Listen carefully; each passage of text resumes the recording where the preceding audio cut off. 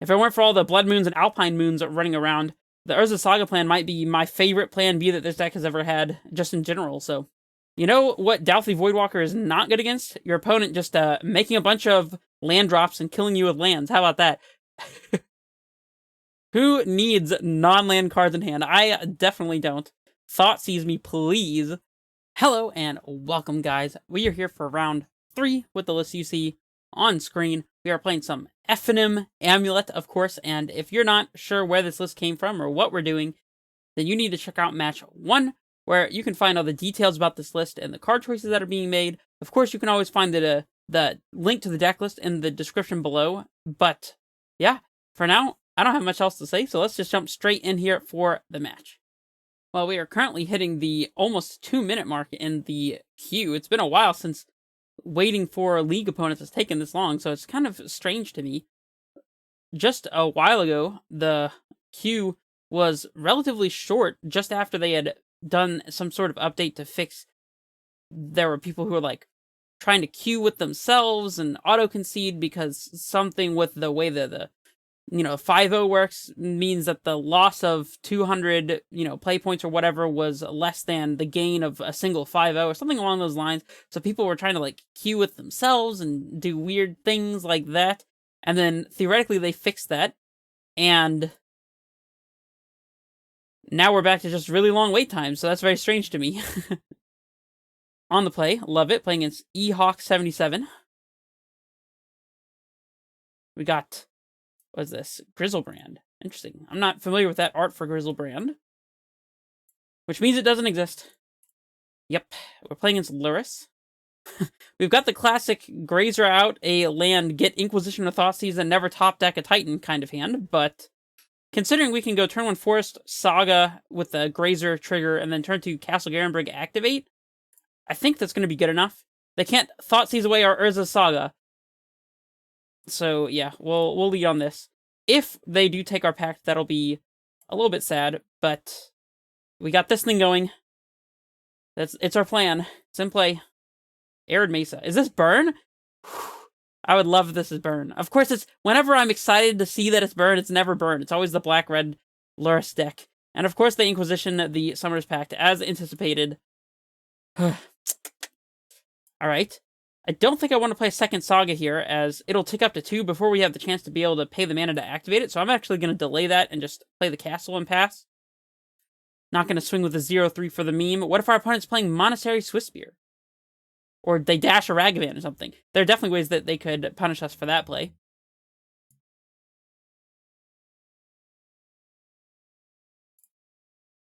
Believe me, I'm one to enjoy the casual swing with the Grazer as often as you might expect, but I don't like to do it to the potential detriment of our game plan. So we're going to make a construct here. We're going to untap and make a second construct here, probably.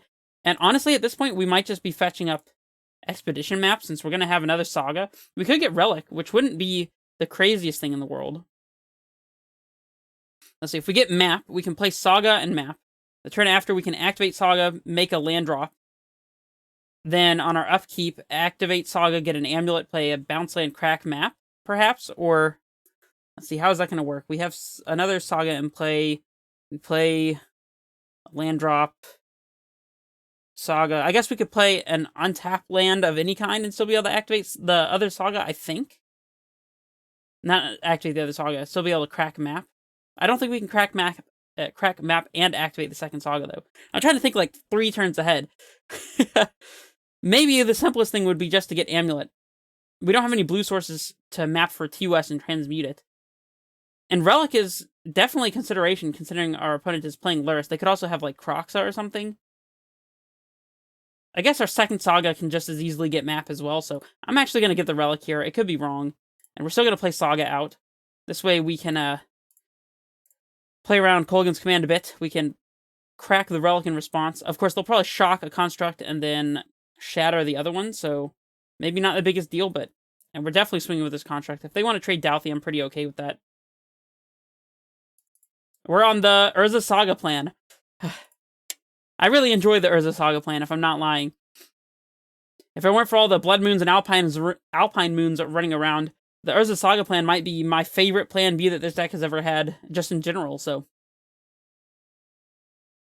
And admittedly, I'm actually kind of glad that Alpine Moon is like a playable card. It's frustrating how bad it is, since it means that your Sagas immediately leave play instead of just losing all the abilities, and you can't play Sagas from hand, especially that second part where it sometimes just makes you effectively discard a card.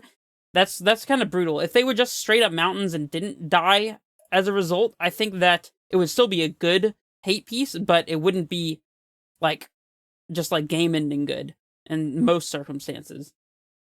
I don't know. Is that the point though? Is it supposed to be game ending good? Let me know what you think about that. We'll pitch the Gruul Turf here, I suppose. Oh, we could pitch the Forest. I mean, it's going to give us an extra card in hand if we pitch the Forest and just pick up a land with Gruul Turf. That forces us to main phase the Saga activation, but we're probably doing that anyways. That's fine. We might even just pick up the Saga to the Gruul Turf. Or Sanctuary, whichever we play. Haven't thought about it. I'm not going to yield until end step, just in case. Okay. Do we pop the Relic? I don't think so. We can eventually deal with this Croxa with the Relic, so that's nice. Our opponent's just taking a casual 8 damage here. It's pretty good. Not gonna lie.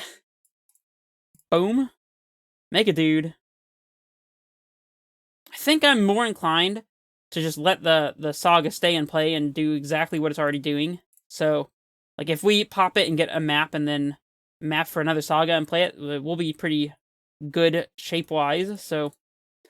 You know what Dauthi Voidwalker is not good against? Your opponent just making a bunch of land drops and killing you with lands. How about that? Who needs non-land cards in hand? I definitely don't.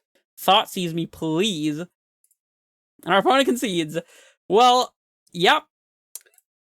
We just Saga'd our opponent out.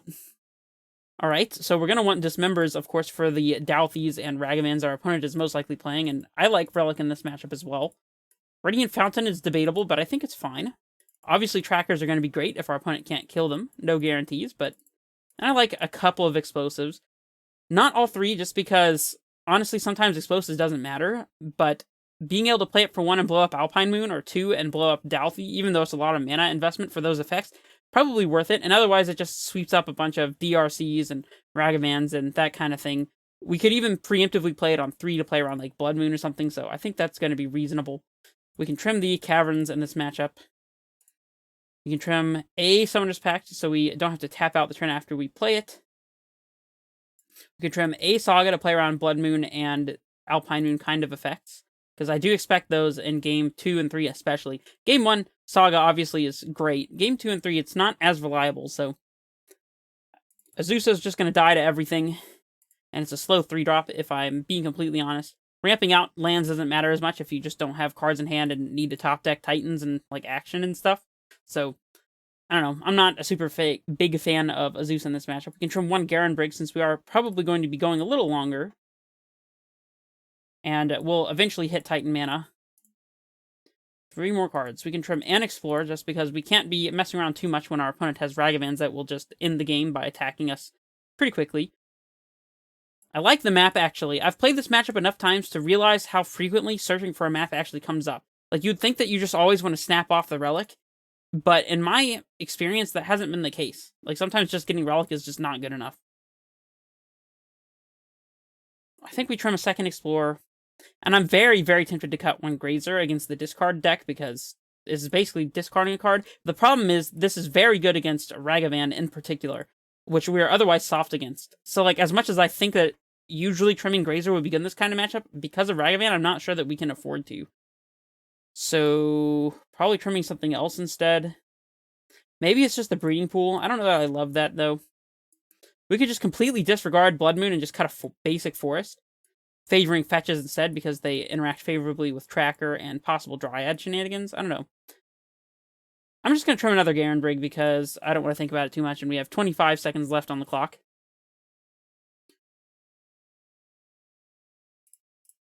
On the draw now. It's exactly what we want to see.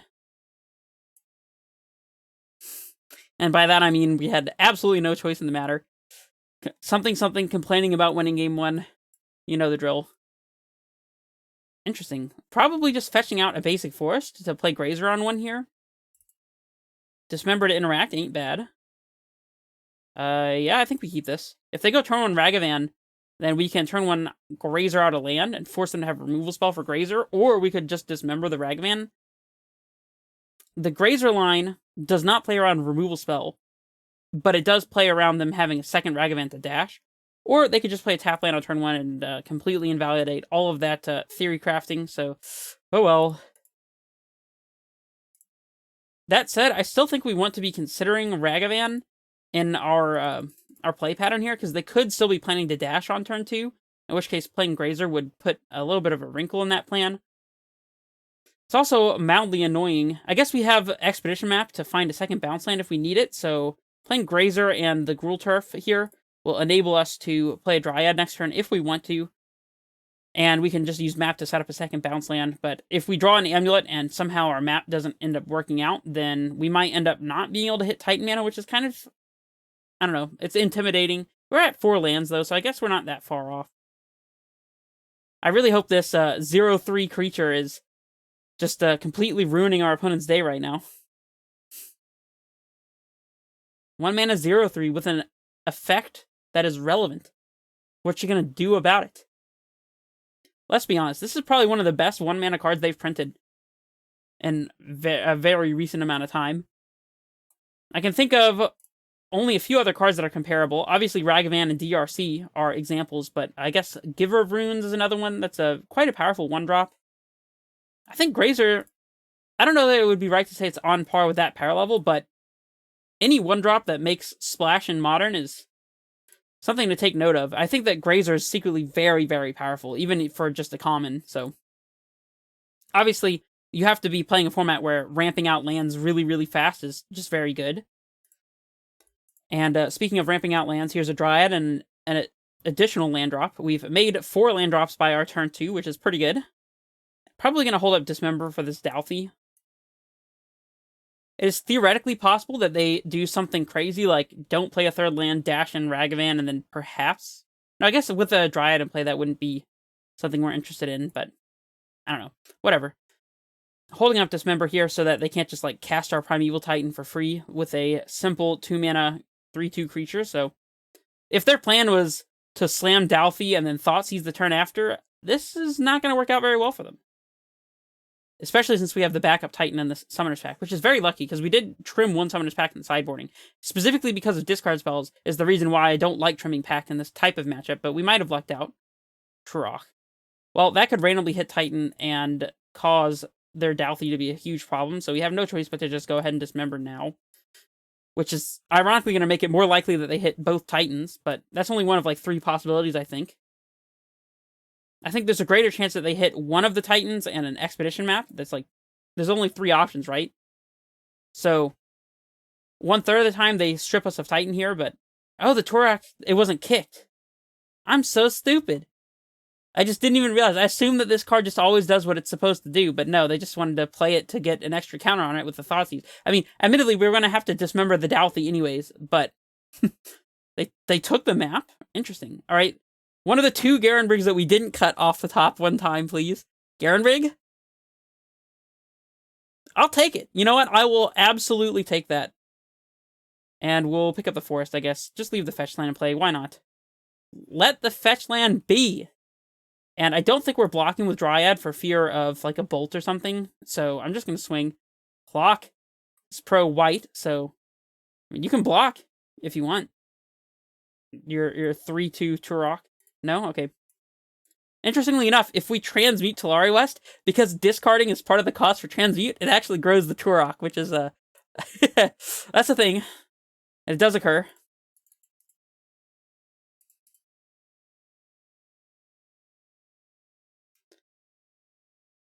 Just little things you notice when you should have conceded but didn't. Actually, I guess if you're transmuting a Talari West against a Turok, you might be in decent shape. It depends on whether you're casting Titan immediately, because if you're getting a Summoner's Pact and passing, and then they just, like, Thoughtseize or Inquisition away whatever you're finding and just continue to pressure you, then it's not going to be great. But anyways, we're talking about a game that's literally not even this game, so let's stay focused here. We've gotten Titan mana in play. Titan searching up double Valakut, especially if we end up with all of these cards in hand by the end of this turn, is probably just going to be very good. I think it's probably better to get Valakut and Vesuva to copy a bounce land, so we can just play Vesuva as a bounce land many, many times.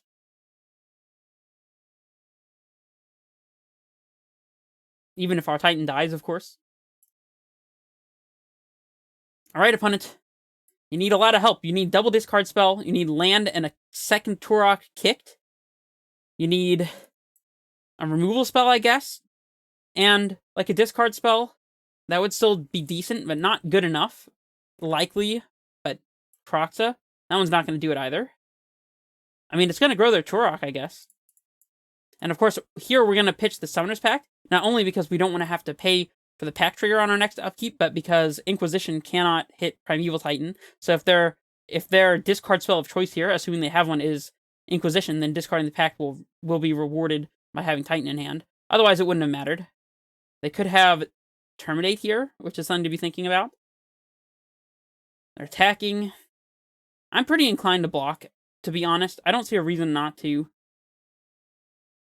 Like, what's the likelihood that they have Terminate for the Dryad and then untap and, like, cast, like, Kaya's Guile to make us sack the Titan or something like that? I guess, or, like, Angrath's Rampage. I think that makes you sacrifice a creature. Like, that's not super unreasonable, so I'm actually just going to take the 4 here, but I mean, I think it makes more sense to play around a sacrifice type effect than it does to try to gain 4 life here, because 4 life is probably not going to matter in the grand scheme of this game. It could, but it probably won't.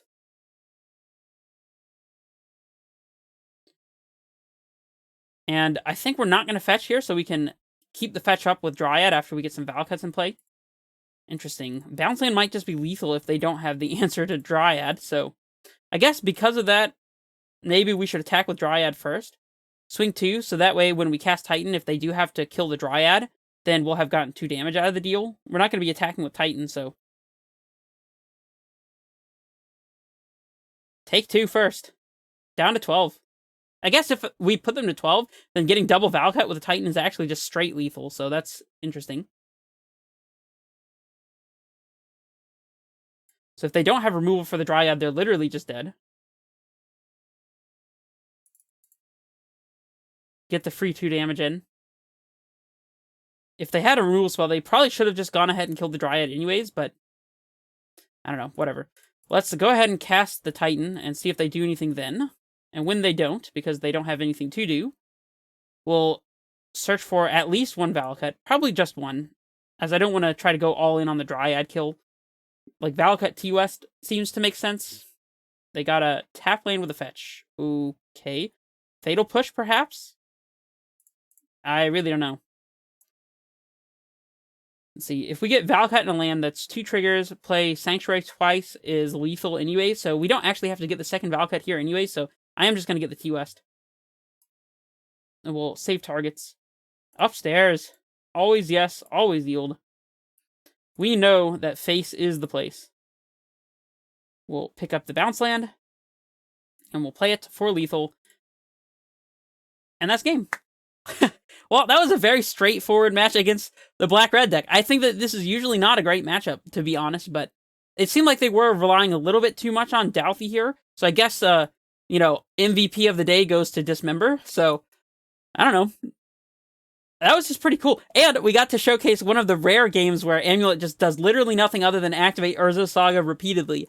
And that was pretty cool. Like I said, it's one of my favorite sub-games to be playing with this deck now that Saga's been printed, which is part of the reason why I like the card so much.